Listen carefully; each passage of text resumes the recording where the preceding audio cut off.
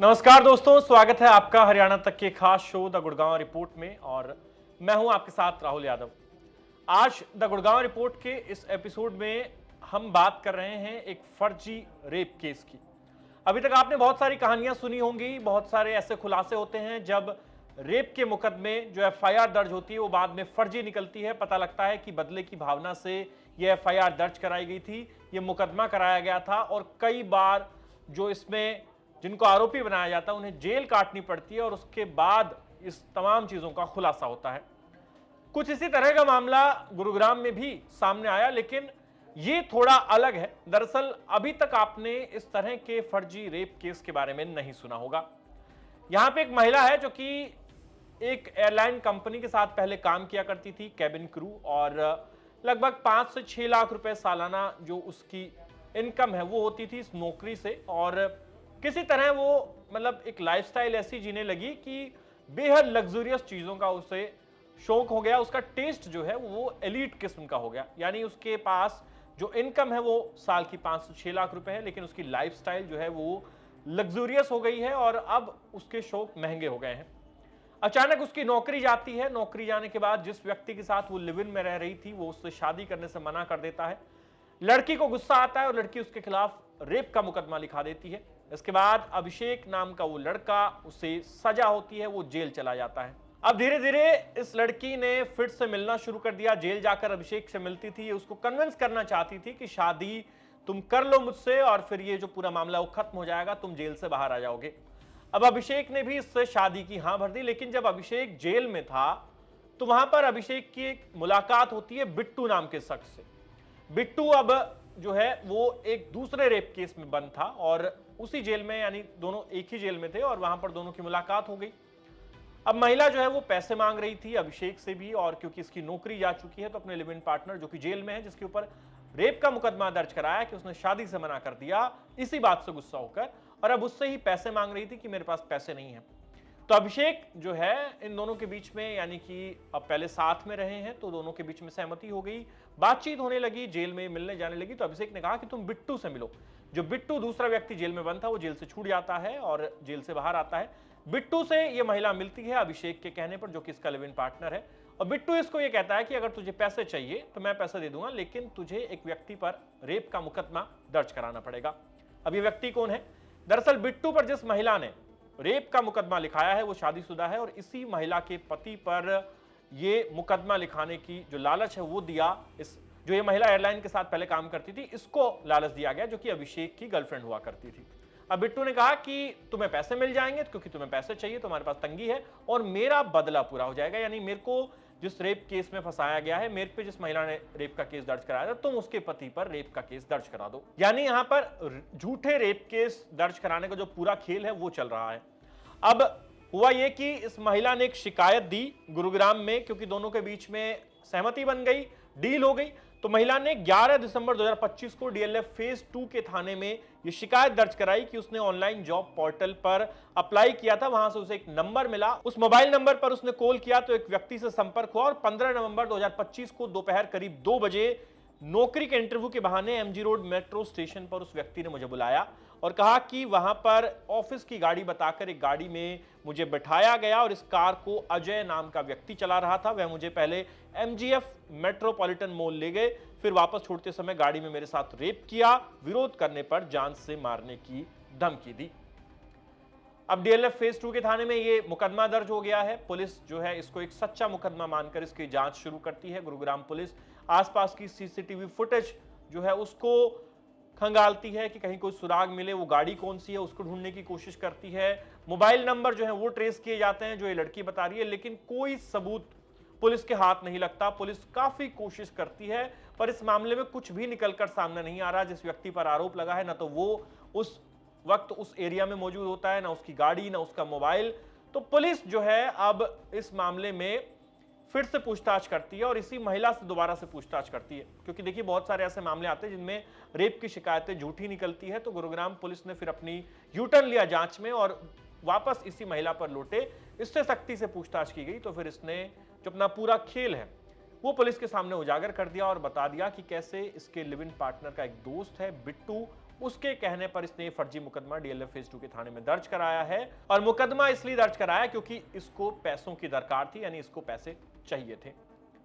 यानी खुद का जो लिव इन पार्टनर है, जिसके साथ पहले साथ रहती थी, जब उसने शादी की मना की तो उस पर रेप का मुकदमा दर्ज कराया, वो जेल गया।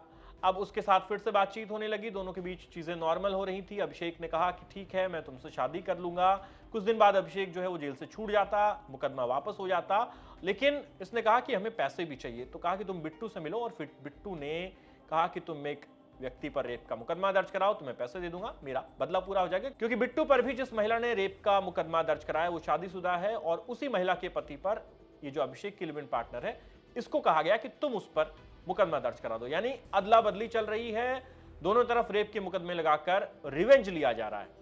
और इस पूरे खेल का गुरुग्राम पुलिस ने पर्दाफाश किया है।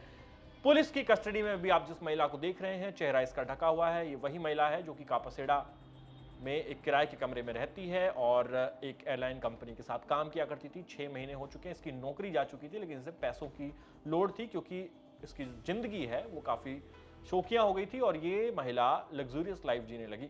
और फिर इसने पूरा खेल रचा, खेल खुल गया है। और इस तरह की महिलाएं जब सामने आती है, उनकी कहानी जब सामने आती है, तो ये उन लाखों करोड़ों महिलाओं के जो अधिकार हैं और साथ ही साथ उनके ऊपर जो अत्याचार होते हैं उन पर भी सवालिया निशान खड़े करती है। क्योंकि जब इस तरह की झूठी कहानियां सामने आती है तो लोग भरोसा नहीं करते। जो असल में विक्टिम होती हैं इस तरह के हीनियस क्राइम की, जब वो रिपोर्ट करती हैं या वो जाकर बताती है तो उनको भी शक के निगाह से देखा जाता है। तो हमारी आपसे अपील है कि इस तरह के जो लोग हैं, इस तरह के जो भी अपने समाज में आसपास महिलाएं हैं, आप उनसे बचें। और पुलिस जो है गुरुग्राम की वो पूरी कहानी बता रही है। अंत में आप सुनिए कि कैसे ये महिला अपने ही बनाए हुए जाल में फंस गई। इस मामले में 11 दिसंबर 2025 को डीएलएफ फेज 2 पुलिस स्टेशन में एक महिला के द्वारा एक शिकायत दी जाती है और उस महिला के द्वारा बताया गया था कि 11 दिसंबर से करीब करीब एक महीना पहले 15 नवंबर 2025 को उसके साथ किसी रेप की घटना को अंजाम दिया गया था। महिला ने जो बताया था कि उसने किसी ऑनलाइन प्लेटफॉर्म के माध्यम से नौकरी के लिए अप्लाई किया था। किसी व्यक्ति के द्वारा उसे संपर्क किया गया और संपर्क करने के बाद उसको एमजी रोड पर मिलने के लिए बुलाया गया। वहां मिलने के लिए 2 व्यक्ति आए थे गाड़ी में और एक गाड़ी ड्राइव कर रहा था तो एक व्यक्ति उसके साथ में बैठा था। महिला ने ऐसा एलिगेशन लगाया था कि वो दोनों व्यक्ति उस महिला को नौकरी के लिए एमजीएफ मॉल में लेकर के गए और वहां से उसको वापस उन्होंने एमजी रोड मेट्रो स्टेशन पे ड्रॉप कर दिया। महिला के जो एलिगेशन थे कि ये जो पूरा मामला हुआ उसको एमजी रोड मेट्रो स्टेशन से लेकर के और वापस ड्रॉप करने तक कुल मिलाकर के 10 से 15 मिनट का ड्यूरेशन था। और महिला ने एलिगेशन लगाया कि इस 15 मिनट के दौरान चलती गाड़ी में उससे इनमें से एक व्यक्ति के द्वारा रेप की घटना को अंजाम दिया गया। पुलिस के द्वारा इस मामले में एक डीप इन्वेस्टिगेशन की गई क्योंकि कुल मिलाकर के 15 मिनट का वाक्य उसके द्वारा बताया गया था। तो वो लगभग पूरा का पूरा एरिया सीसीटीवी कैमरा से कवर है। पुलिस के द्वारा एक डीप इंटरोगेशन की गई और इंटरोगेशन के बाद ये पूरा का पूरा मामला झूठा पाए जाने पर इस महिला को 14 तारीख को पुलिस के द्वारा अरेस्ट कर लिया गया। इन्वेस्टिगेशन के दौरान ऐसा सामने आया कि इस महिला के द्वारा सेक्टर 14 पुलिस स्टेशन में जुलाई 2025 में एक रेप की एफआईआर रजिस्टर कराई गई थी। इस रेप की एफआईआर में एक एक्यूज था जिसका नाम था अभिषेक। वो फिलहाल जेल में बंद है। तो जेल में उसके बंद होने के दौरान उसका और इस महिला का आपस में कुछ कॉम्प्रोमाइज की बातें चल रही थी। तो इस कॉम्प्रोमाइज के चलते ही अभिषेक के साथ एक और एक्यूज जेल में बंद था, वो एक अन्य रेप के केस में था जिसका नाम था बिट्टू।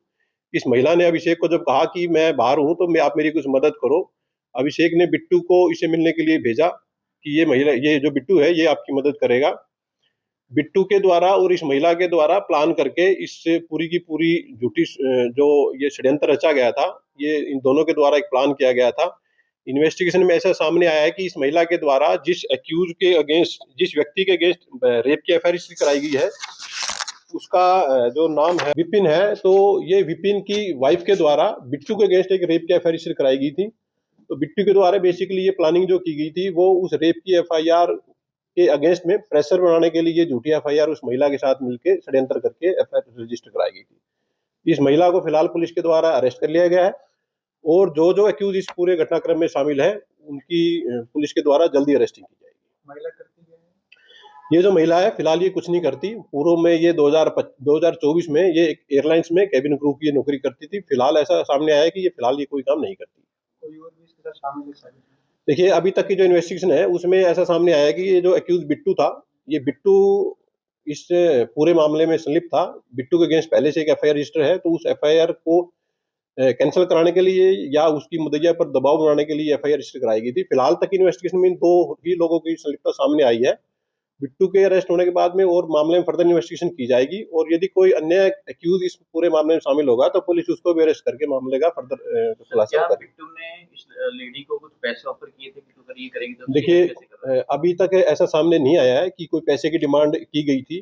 फिलहाल तो इन्वेस्टिगेशन में यही सामने आया है कि बिट्टू के अगेंस्ट जो ऑलरेडी रेप की एफआईआर रजिस्टर्ड थी, उस एफआईआर की कंप्लेनेंट के ऊपर दबाव बनाने के लिए उसके हस्बैंड के खिलाफ ये झूठा मामला दर्ज करवाया गया। सर, कौन है ये महिला, क्या है इसकी प्रोफाइल?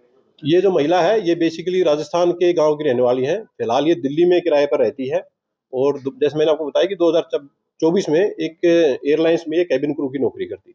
सर, अभिषेक के खिलाफ जो इसने केस दर्ज कराया था, उसकी क्या सत्यता सामने आई है? देखिए, अभी जो अभिषेक है वो फिलहाल जेल में है, और उस केस की भी एक डीप इन्वेस्टिगेशन पुलिस के द्वारा की जा रही है, और अगर उसमें भी कुछ गड़बड़ पुलिस को मिलेगी तो उसमें भी पुलिस फर्दर इन्वेस्टिगेशन हो जाएगी। कोई और केसेस सामने निकल कर आए हैं जो इस महिला ने करा रखे हैं इस तरह के? अभी पुलिस के द्वारा जो नजदीकी राज्य और नजदीकी डिस्ट्रिक्ट हैं उनसे संपर्क किया गया है, और प्रोफाइल है वो शेयर की गई है, और यदि किसी अन्य राज्य में भी या किसी अन्य डिस्ट्रिक्ट में इस तरह का कोई मामला रजिस्टर्ड इसके द्वारा करवाया मिलेगा तो पुलिस उसके अकॉर्डिंग केस में सेक्शन ऐड करके और फर्दर इन्वेस्टिगेशन जारी रखेगी। सर, आपने बताया कि अभिषेक जेल में बंद है और इस महिला से उसने संपर्क किया तो महिला ने उससे कुछ मदद मांगी।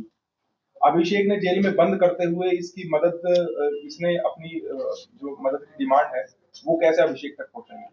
देखिए, इस बारे में एक डीप इन्वेस्टिगेशन पुलिस के द्वारा की जाएगी, क्योंकि उस केस में ये महिला थी, ये कंप्लेनेंट थी, और वो जो अभिषेक है वो अक्यूज था।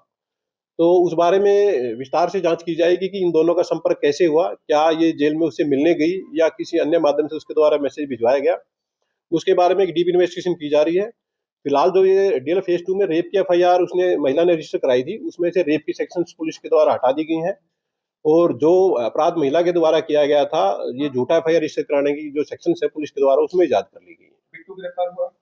अभी तक एक्यूज बिट्टू की अरेस्टिंग केस में पेंडिंग है।